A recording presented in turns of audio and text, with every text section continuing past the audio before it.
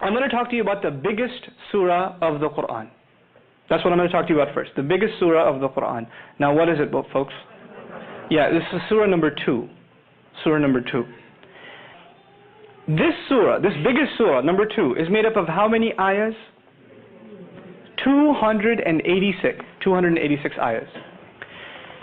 Somewhere in this surah, the ayah occurs, I'll recite the Arabic first and roughly translate after. وَكَذَلِكَ جَعَلْنَاكُمْ أُمَّةً وَسَطًا. Thus we made you a middle nation.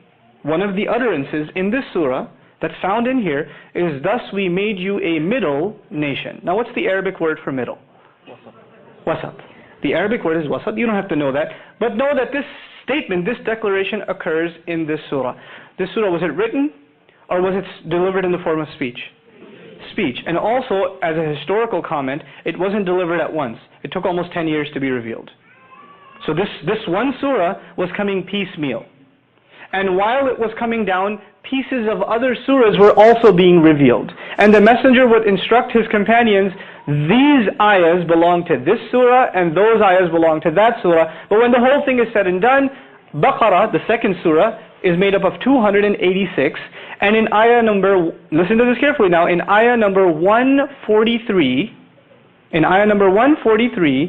the Lord says, we made you a middle nation. How many ayahs in this surah again? 286. And where does He call us a middle nation? In the middle.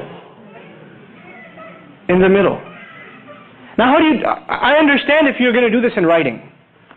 I understand if you're going to do this in writing. How do you do this in speech? And by the way, at the time, there was no concept of ayah number. Like I told you, ayahs, there are 286 ayahs, and there's 143 ayahs. At the time, they never said, haven't you read ayah 12 of chapter 35? They didn't talk like that. They just recited the ayah. They didn't have this number scheme. When did this number scheme become part of the Qur'an?